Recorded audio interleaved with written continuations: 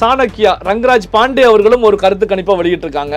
அதிமுக பாஜக கூட்டணி வெற்றி பெறும். நேற்று வரைக்கும் நான் திட்டிகிட்டே இருப்பேன், திமுகவுக்கு ஓட்டு போட மாட்டேன்னு சொல்லுவேன். டக்குன்னு ஒரு 20,000 ரூபா புது நோட்டு, அச்சடிச்ச நோட்டு டைரெக்டாக என் கையில் வந்ததுன்னு வைங்க. அதுவும் 20,000 கொடுக்க மாட்டாங்க, 5,000 4,000 3,000 அப்படி தான் கொடுப்பாங்க. அப்போ என்னுடைய மனநிலை என்ன மாறும்னு யார் சொல்ல முடியும்?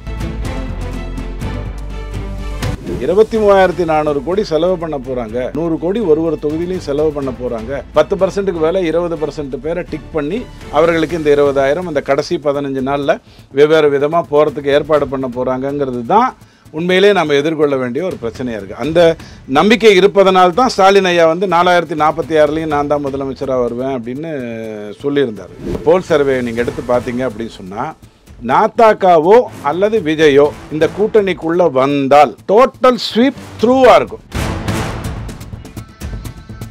விஜயை பொறுத்த வரைக்கும் நான் ஆரம்பத்திலேருந்தே சொல்லிட்டு இருக்கேன், கண்டிப்பாக பெண்களின் வாக்கு 40+ இருக்கிற பெண்களின் வாக்கு, 25- இருக்கக்கூடிய ஆண்களின் வாக்கு, இளைஞர்களின் வாக்கு உறுதியாக அவருக்கு போகணுங்கிற எண்ணத்தில் தான் இன்னைக்கு இருக்கு. விஜய்க்கு தளகுல நின்றாலும் திமுக அதிமுகவுடைய எதிர்ப்பு வாக்குகள் விஜய் பக்கம் போகவே போகாது. அவர் கட்சியில் இருக்கக்கூடிய நிறைய பேர் திமுகவுக்கு விசுவாசமாக இருக்கிறதுனால அவர் அதை செய்ய விடாமல் தடுத்துட்டு இருக்காங்க.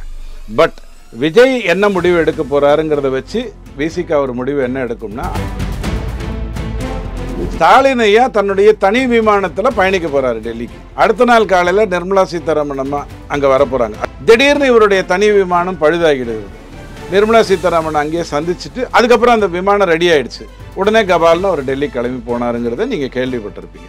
இது எல்லாமே கோயின்சிடென்ட் ஆஃப் ஃபேக்ட். பிஜேபியில் யாரையாவது சந்தித்து வழக்கிலிருந்து வெளில வர முடியுங்கிற ஒரு எண்ணம் யாருக்கு இருந்தாலும் அவங்க சிக்கலில் போய் மாட்டிக்கிறாங்க.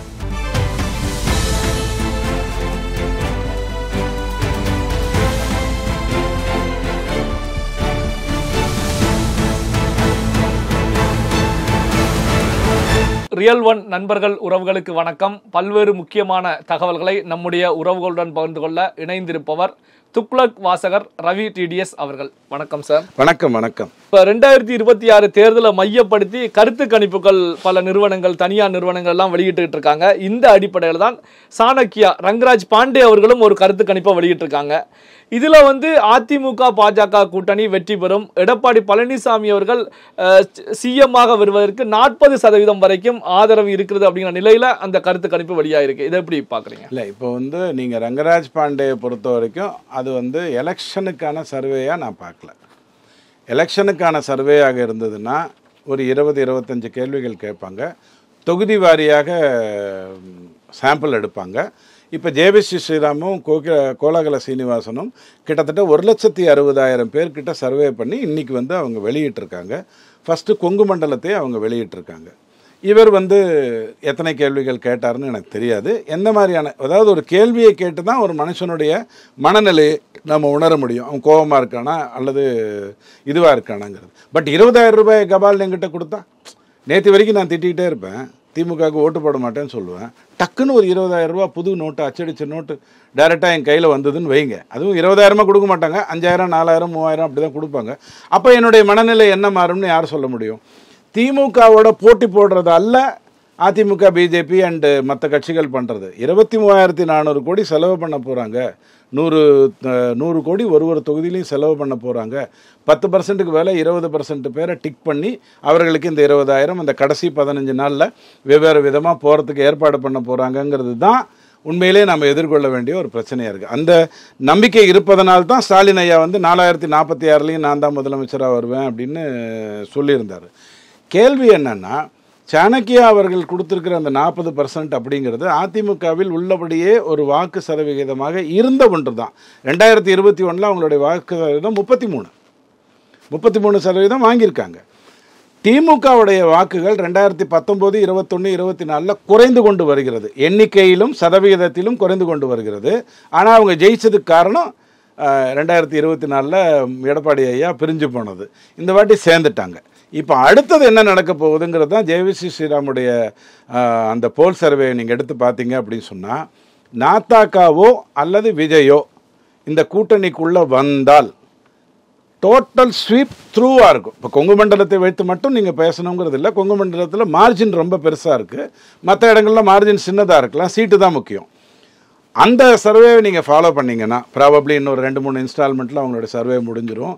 ஒரு வருஷத்துக்கு முன்னாடி பேசுகிறோம் அப்படிங்கிறதெல்லாம் எடுத்துகிட்டு பண்ணிங்கன்னா உங்களுக்கு தெரிய போகிற முக்கியமான ஒரு விஷயம் என்னவாக இருக்கும் அப்படின்னு சொன்னால், இந்த ஆன்டி இன்கம்பன்சி தெள்ள தெளிவாக இருக்குது. ஆனால் இது போராது. திமுகவை களத்திலிருந்து அகற்றுவதற்கு ஆன்டி இன்கம்பன்சி போகிறோம். ஆனால் 23,400 கோடியை எதிர்கொள்ளணும் அப்படின்னு சொன்னால், இப்போ எனக்கு 20,000 ரூபா கொடுத்தா நான் மாற்றி ஓட்டு போட மாட்டேன்னா? தொலைது. எங்கள் தாத்தா எங்கள் அப்பாலாம் ஓட்டு போட்டு திமுக 50 வருஷமாக வந்திருக்குது. நானும் ஒரு 20,000 ரூபாய் வாங்கிட்டு ஓட்டு போடுவேன்னு சொல்லுவதற்கான வாய்ப்புகள் இருக்குது. ஸோ அதை மீறி நடக்கணும்னு சொன்னால் நாத்தாக்காவோ அல்லது விஜயோ அதிமுக பிஜேபி கூட்டணியில் வர வேண்டிய அவசியம் இருக்குங்கிறது தான் இவங்க போல நீங்கள் எடுத்து பார்த்தீங்கன்னா உங்களுக்கு தெரிகிற விஷயம். இன்றைக்கி தேதிக்கு கடைசியாக ஒரு வரி சொல்லிடுறேன். இந்த விஷயத்தில் அடிப்படையில் 15 மாவட்டங்களில் 2024 தேர்தலில் பாஜகவும் அதிமுகவும் வாங்கிய வாக்குகளை விட குறைவாக திமுக வாங்கியிருக்கு. ஒரு சில இடங்களில் 5000 குறைவாக, பார்லிமெண்ட் தொகுதியில் 5000 குறைவாக வாக்கு வாங்கி ஜெயிச்சிருக்கு, வாக்கு வித்தியாசத்தில் ஜெயிச்சிருக்கு. அப்போ இந்த 15 மாவட்டங்கள் உறுதி. நாத்தாக்காவோ விஜயோ சேர்ந்தால் 22 மாவட்டங்கள் உறுதிங்கிறது. நாத்தாக்காவுக்கும் ஏற்கனவே 2024 வந்த வாக்கு இருக்குது. நாத்தாக்காவை விட கண்டிப்பாக அட்பார் விஜய்க்கு வரும்னு நீங்கள் எடுத்துப்பீங்கன்னு சொன்னால், அந்த கூட்டணி அமைந்தால் திமுக தலகீழ நின்றாலும் 1,50,000 கோடி 5 வருஷமாக அவங்க 2 பேர் அடித்து வச்சுருக்காங்கன்னு தியாகராஜன் ஐயா சொன்னார் இல்லையா, அது உண்மைன்னா அவங்க தலகீழ நின்றாலும் ஜெயிக்க முடியாது. ஆனால் இன்றைக்கி நீங்கள் கேட்பீங்க அப்படின்னு சொன்னால் இந்த 40% வளர்ச்சிக்கான நல்ல விஷயமாக தான் நான் பார்க்குறேன். இதில் வந்து பார்த்தீங்கன்னா இந்த சாணக்கியாவோட கருத்து கணிப்பில் தமிழக வெற்றி கழகத்துக்கு சுமார் ஒரு 19% வரைக்கும் செல்வாக்கு இருக்கிறது, நாங்கள் வாக்களிப்போம் அப்படிங்கிற நிலையில் சொல்லப்படுவதா வந்திருக்கு. இப்போ நீங்கள் சொல்கிறத வச்சு பார்க்கும்போது நாத்தாக்கா அதிமுக பாஜக கூட்டணிக்கு வந்தால் ஒரு வலுவான அலைன்ஸ் இந்த பக்கம் உருவாகிவிடும், திமுகவை எளிதாக வீழ்த்திவிடும் அப்படின்னு எடுத்துக்கலாமா? திமுகவுடைய பணத்தையும் எதிர்கொள்ளும். பாஜக அதிமுகவை திமுகவை வீழ்த்துவதற்கு போகிறோம். 23,400 கோடிக்கு நாத்தாக்கா உள்ளே வந்தால் நல்லதுன்னு சொல்லலாம். விஜயை பொறுத்த வரைக்கும் நான் ஆரம்பத்திலேருந்தே சொல்லிட்டு இருக்கேன், அவரை பொறுத்த வரைக்கும் கண்டிப்பாக பெண்களின் வாக்கு 40+ இருக்கிற பெண்களின் வாக்கு, 25- இருக்கக்கூடிய ஆண்களின் வாக்கு, இளைஞர்களின் வாக்கு உறுதியாக அவருக்கு போகணுங்கிற எண்ணத்தில் தான் இன்றைக்கி இருக்கும். நாளைக்கு கேட்டாலும் இருக்கும். இவர் கொள்கையார், இவர் எப்படி போட்டி போடுறாருங்கிற அந்த விஷயம் இருக்கு இல்லையா, கூட்டணியா தனியாங்கிறதுல தான் மாற்றம் வரும். உதாரணத்துக்கு நீங்கள் அழைப்பு கொண்டு வரும்போதே இந்த கல்யாணத்துக்கு நான் வரமாட்டேன்னு சொல்ல போகிறதில்ல.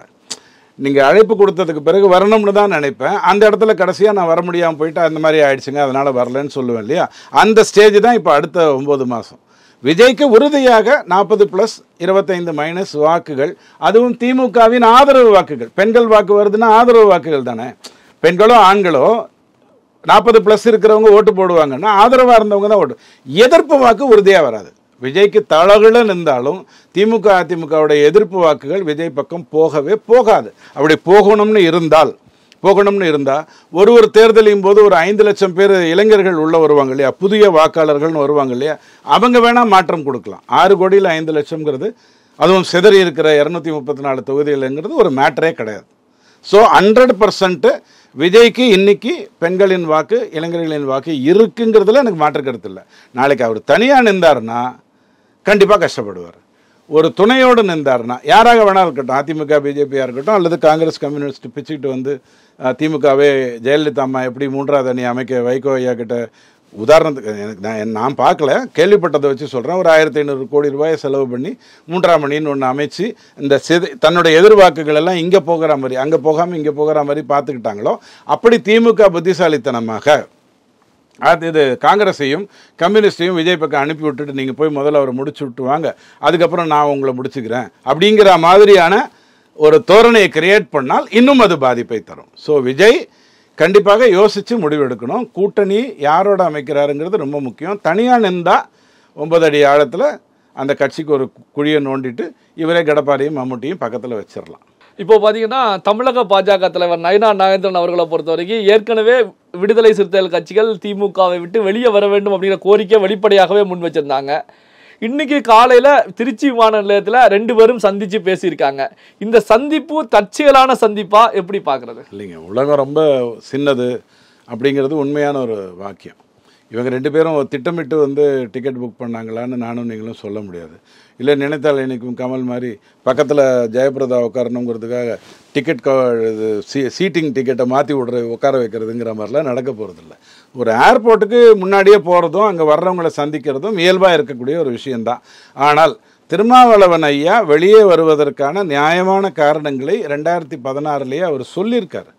ஆனால் அவர் கட்சியில் இருக்கக்கூடிய நிறைய பேர் திமுகவுக்கு விசுவாசமாக இருக்கிறதுனால அவர் அதை செய்ய விடாமல் தடுத்துட்டு இருக்காங்க. பட் விஜய் என்ன முடிவு எடுக்க போகிறாருங்கிறத வச்சு விசிகா ஒரு முடிவு என்ன எடுக்கும்னா அதனுடைய தலித் வாக்குகளை கண்டிப்பாக விஜய் பிரிப்பதற்கான வாய்ப்புகள் இருக்குது. நான் சொன்ன இந்த 40+, 25- தவிர விஜய்க்கு ஏதாவது வாக்குகள் வரும்னா தலித் வாக்குகள் தான் வரும். அது விசிகாவுக்கு பாதிப்பு தரலாம் அப்படிங்கிறது என்னோட அபிப்பிராயம். அப்போது விசிகா வரணும்னு நினைக்கிறாங்க, ஒத்துக்கிறேன். நயனார் நாகேந்திரன் ஐயாவை பொறுத்த வரைக்கும் தன்னுடைய கூட்டணியை நிறையா விதத்தில் அதிமுக மட்டும் இல்லாமல் இந்த அதிமுக தலைமையிலான இந்த கூட்டணியை வலுப்படுத்தணுங்கிறதுக்காக நிறைய வேலைகளை செய்கிறாங்க. பட் அங்கே நடந்தது 2 பிரயாணிகளுடைய சந்திப்பாக தான் இருக்கும்னு நான் நினைக்கிறேன். ஏற்கனவே வந்து திமுக கூட்டணியிலேருந்து முதல் நிலையில் வெளியேறக்கூடிய கட்சி விசிகா தான் அப்படின்னு சொல்லி அரசியல் விமர்சகர்கள் கருத்துக்களை முன் வச்சுக்கிட்டு இருக்காங்க.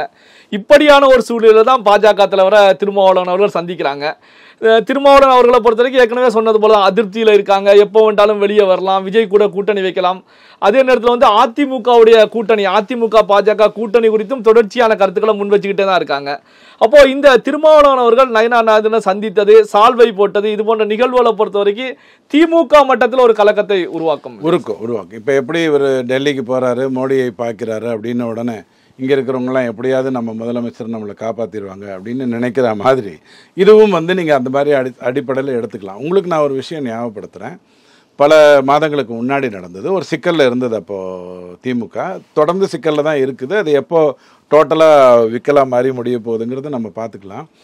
ஸ்டாலின் ஐயா தன்னுடைய தனி விமானத்தில் பயணிக்க போகிறாரு டெல்லிக்கு. அடுத்த நாள் காலையில் நிர்மலா சீதாராமன் அம்மா அங்கே வர போகிறாங்க. அடுத்த நாள் காலையிலனா என்ன, இவர் ராத்திரி கிளம்ப போகிறார், அவங்க 2 மணிக்கோ 3 மணிக்கோ சம்திங் லைக் தட், எனக்கு சரியாக நேரம் ஞாபகம். திடீர்னு இவருடைய தனி விமானம் பழுதாகிடுது. நிர்மலா சீதாராமன் அங்கேயே சந்திச்சுட்டு அதுக்கப்புறம் அந்த விமானம் ரெடி ஆகிடுச்சு. உடனே கபால்னு அவர் டெல்லி கிளம்பி போனாருங்கிறத நீங்கள் கேள்விப்பட்டிருப்பீங்க. இது எல்லாமே கோயின்சிடென்ட் ஆஃப் ஃபேக்ட். பிஜேபியில் யாரையாவது சந்தித்து வழக்கிலிருந்து வெளில வர முடியுங்கிற ஒரு எண்ணம் யாருக்கு இருந்தாலும் அவங்க சிக்கலில் போய் மாட்டிக்கிறாங்க. ஸோ இதெல்லாம் கேஷுவலாக விட்டுருங்க. திருமாவளவன் ஐயா நயனார் நாகேந்திரன் சந்திப்பு மாதிரி அண்ணாமலை ஐயா சீமான் சந்திப்பு 3 முறை நடந்ததா இல்லையா?